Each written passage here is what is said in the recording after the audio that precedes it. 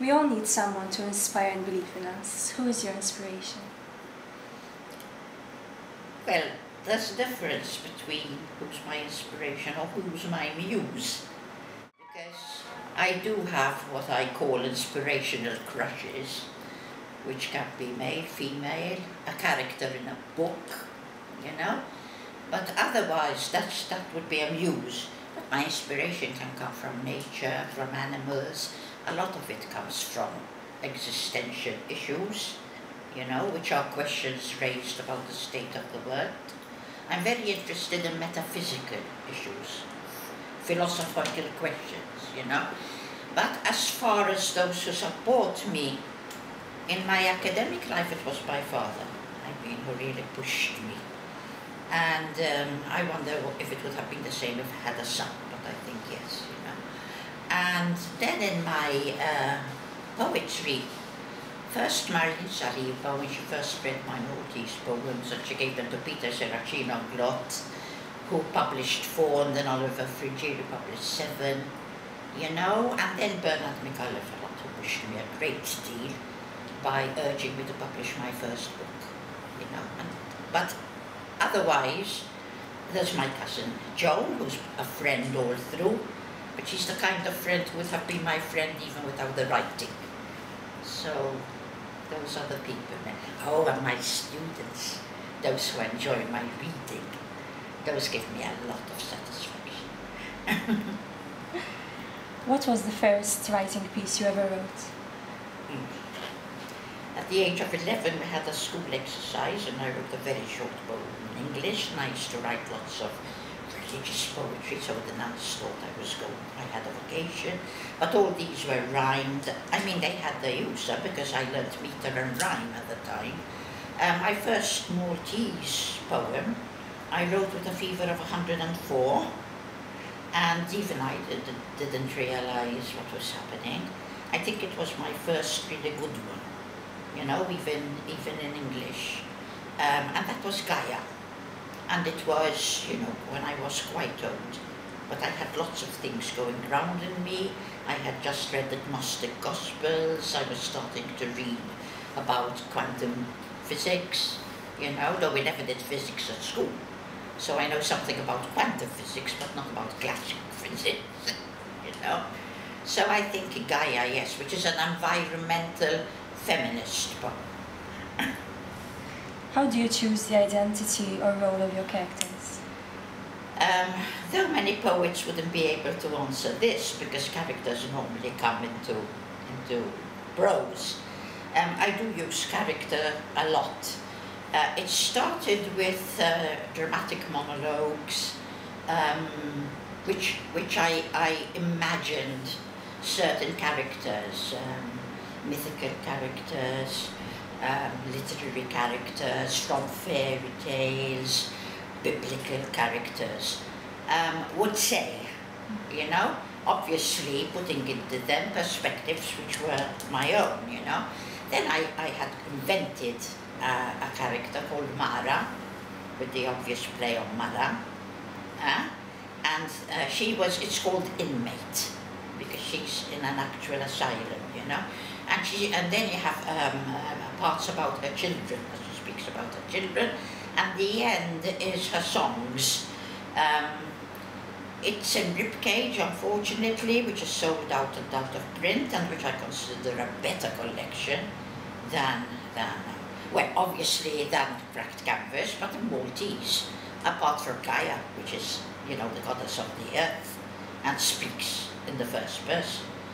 There are also characters like in my last collection, you know, the woman who they don't have names, some of them. Sometimes I'm a male character, you know, and I don't plan it like that. It comes out as a male voice. So when I am choosing from literature, be it biblical, mythological, fairy tale, legend, etc., no, I don't choose them. They come while I'm thinking, and I think, look, I could develop that to this idea, since I write metaphysical poetry, you know. So that's it. Henry Ford said, whether you think you can or you think you can't, you're right. How do you feel about challenges?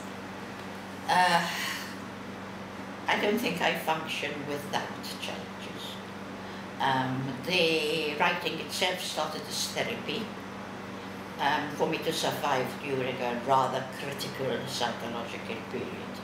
I mean, I am bipolar, so, you know, when I have these highs, not so much of mania. Somebody once said, when you're depressed, you want to die, but when you're manic, everybody else wants you to die.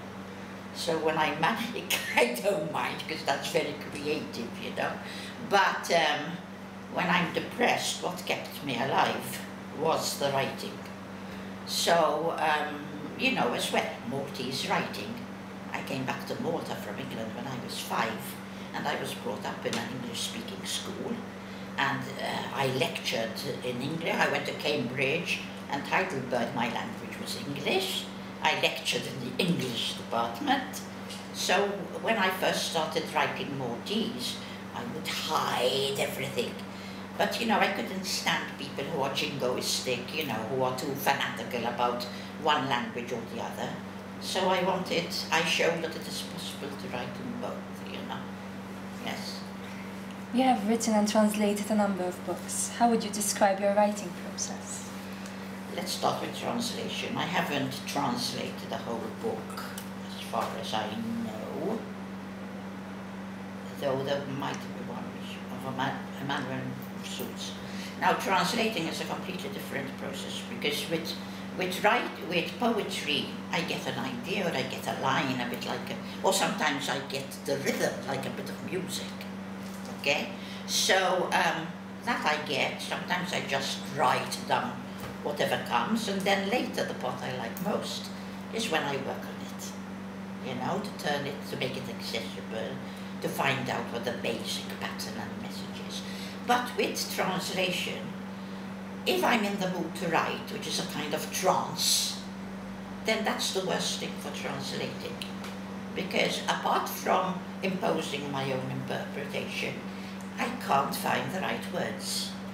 I've got a very big problem with words, because for me they're full of energy, you know. So when I am translating, if I have to translate in that mood, I can turn out translations which I am ashamed of later. So you'd ask me, then why do you do it in a hurry?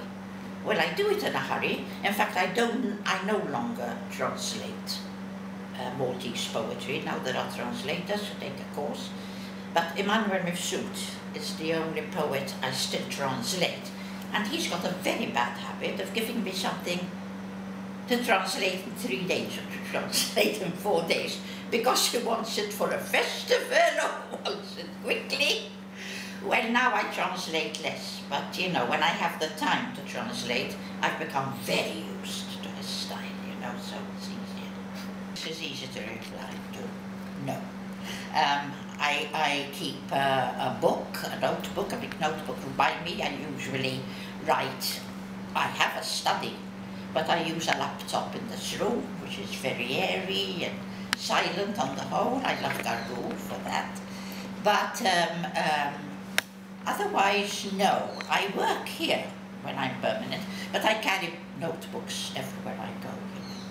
Now, because before I used to write on any piece of paper.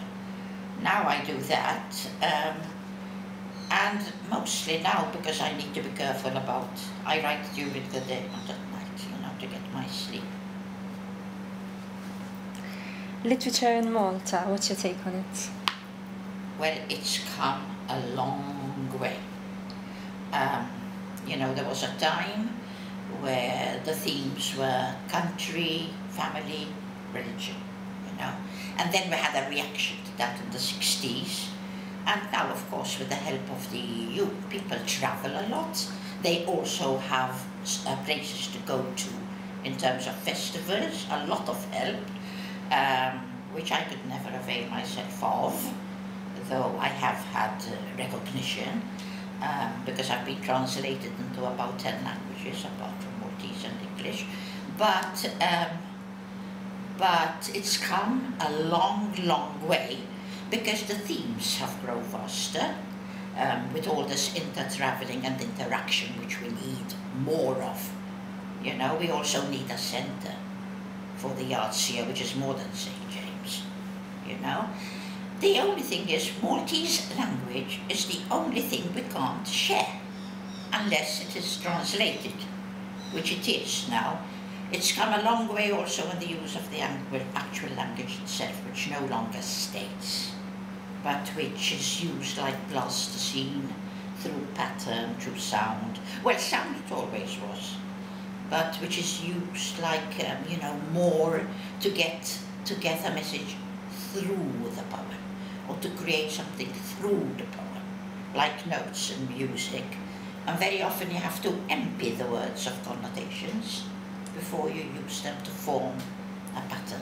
And in this, Maltese is very good, because there are many words which change the meaning according to the context of which they're used. Yes, I think very highly of, and there are very good critics now, very highly of Maltese literature. Why should one read books? Why should one breathe? Unfortunately, we belong to a generation which is more concerned with learning information, facts, skills, crafts. You know, I believe that through literature, even through poetry, but perhaps more through novels, you learn history, you learn sociology, you learn psychology, you learn, oh God, so many other things, you know. Sorry, I've just sort of dried up philosophy. Obviously, that's what I'm most interested in. And you learn how to condense poetry, though I don't sound very condensed today. But apart from there, I think that reading books makes you a more compassionate person, because it teaches you more empathy. And I think it is something that unfortunately has been neglected a lot recently, you know, because of science and technology. This is not being against science and technology, but you don't push out something which might make you a better citizen and a better human being. You're learning all these things while you're being entertained with a good bit of literature.